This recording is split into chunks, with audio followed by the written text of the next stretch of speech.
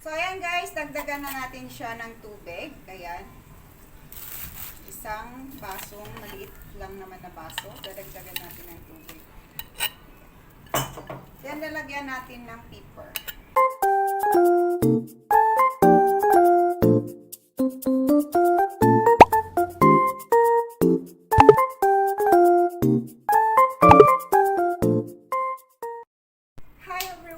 Welcome back sa aking YouTube channel. So for today's video guys, is a new day, so it's a new video.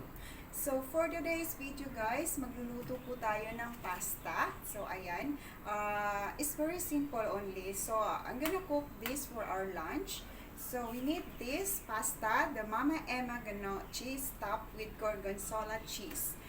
So we're gonna cook only with tomato sauce, and kailangan lang natin ng garlic, onion, and parsley. It's very easy guys and very simple only. So I prepared this for our lunch because it's very easy only and we're not eating a lot for lunch.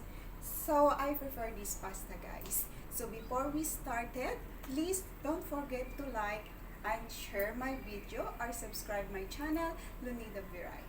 So let's start it guys.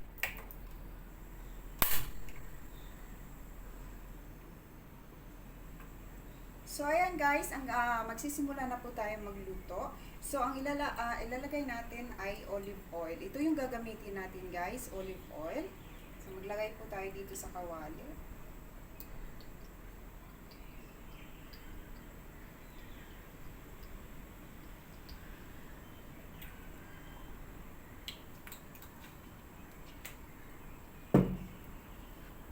Guys, yung sangkap na kailangan natin, ayan, garlic, and then chopped onion, and then chopped parsley, and tomato sauce, olive oil, and the Mama Emma gorgonzola cheese. Ayan.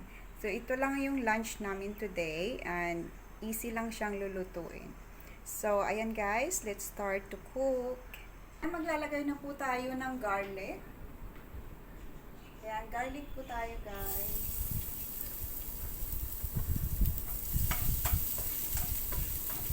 So, ayan, i-mix lang natin saglit na a little bit of brown. Then, isunod na natin yung onion. Ayan, ganyan lang siya guys. Minsan, kailangan din natin ng mga light food. Lalo na, especially sa mga nagda-diet. Ayan. So, ayan, medyo nagba-brown na yung bawang. Isusunod naman natin yung chopped onion.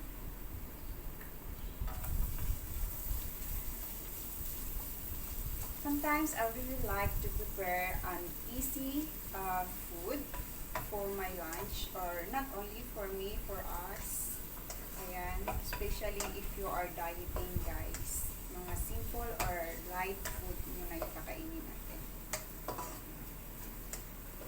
So, if you wanna prepare for dinner also, pwede rin tayong mag-soup, then rice, and some other dish. Ganyan lang. Easy lang. Yan. Easy lang. Alam nyo guys, every Sunday, I like to stay in the kitchen. Because I like to cook every time. I love cooking. I really love cooking. So ayan guys, antayin lang din natin na medyo maluto yung onion. Tapos, isusunod na natin yung sauce, yung tomato sauce. Napaka-easy lang gawin to. Kasi ito yung pinrepare ko kasi madali lang siya. So ito yung hinanda ko for lunch namin. Ayan. It's very easy.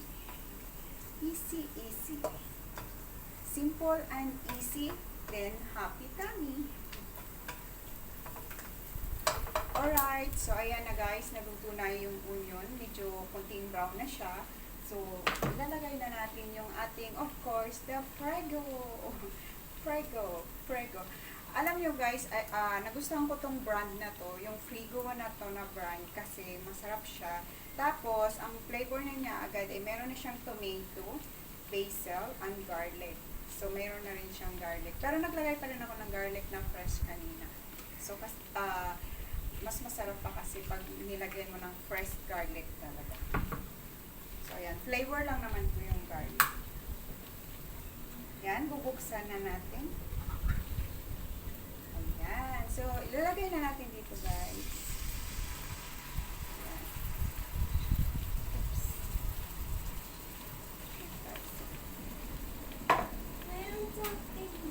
You won't take anymore. So, ayan guys, paghaluin lang natin to. Ayan, pakuloy natin kung saglit. Where's the bloody knife? Can I borrow? Bloody Okay. knife? Alright. Huwag kang maingay dyan. Pagalitan ko yung kasama ko, nag-iingay siya dyan. Nag-video ako. Sorry. Sorry for the inconvenience. Sorry, ayan, nagpukpok pa. Eh di wow! So ayan guys, nalagay na po natin yung tomato sauce. Ayan. Then, lalagyan lang natin siya ng konting tubig. Tapos, pwede na natin ilagay yung pasta. O diba, easy. Then, lalagyan ng parsley. Pwede na, pang lunch. Ayan! Easy, easy, happy tummy. So, konting pakulo lang muna tayo guys. Ayan, pakulo lang natin saglit. So, ayan guys, dagdagan na natin siya ng tubig. Ayan.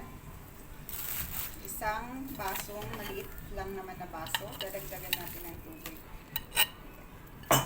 Then, lalagyan natin ng pepper. So, ito na guys, yung sauce na ginawa ko, kumukulo na siya. So, isusunod na natin yung ating pasta. Ayan, yung pasta natin. Next na natin yung ating pasta. Alright! Finishing na tayo. So, ito yung pasta guys, oh. Pasta. Kunti lang. May kinakausap kasi ako banda dyan sa likod guys. Pasensya na kayo. So, ayan, lalagay na natin. Tara! Ayan, papakita ko sa inyo guys. Ayan, simple lang siya. Ayan. Pasta. So, ito lang yung lunch namin today. Very simple. Ayan, very simple food lang. Light food lang muna tayo ngayon. Bawal muna kumain ng marami. Diet pag may time. Alright? So, ganyan lang. Kung gusto nyo rin guys na haluan ng giniling na baboy, pwede din siya. Kasi iginisa nyo siya kanina, pwede naman. So, dahil mamaya is dinner namin is baboy. So, hindi ko na nilagyan ng giniling. Ayan. So, ganito lang kasimple ang magluto. Ayan. Pwede na. Simple and easy recipe for today. Ayan. Kunting pulo-ulo na lang. Tapos, lalagyan natin ng parsley. Ayan. Hinanong muna natin yung apoy, guys. Yan. Papakita ko sa inyo, guys. Yan. Papakita ko sa inyo yung simple nating pasta. Pasta natin today.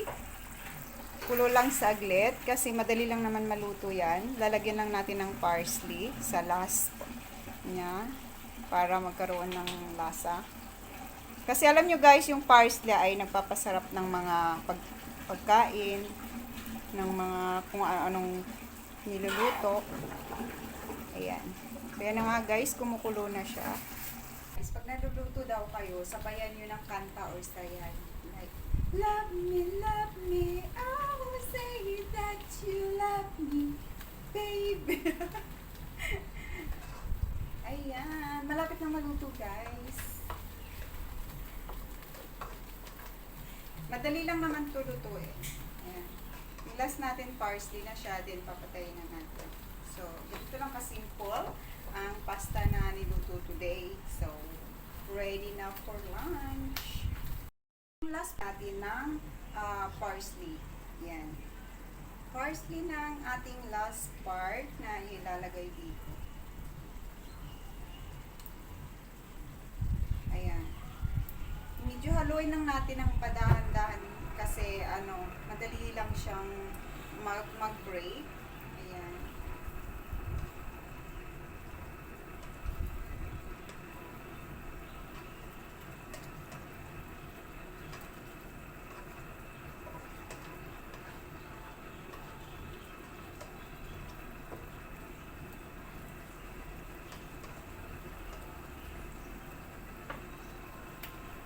So yan, that's all for today guys.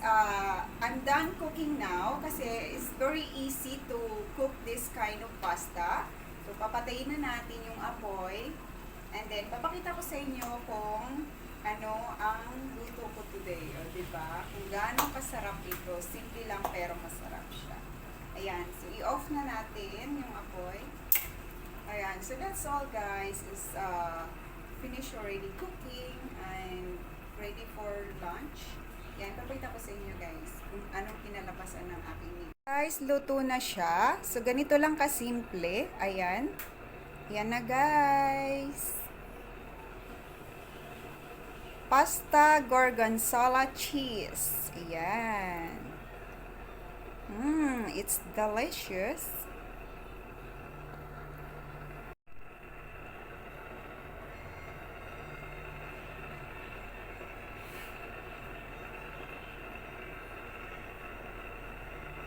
So that's all for today's video guys. I'm done cooking. Ayan. And I hope na nag-enjoy kayo sa aking pagluluto. Thank you so much for watching my video. And also, don't forget to subscribe my YouTube channel, Lunida Veray. And guys, see you again in my next video and next cooking. Ayan. Thank you so much guys. Bye-bye.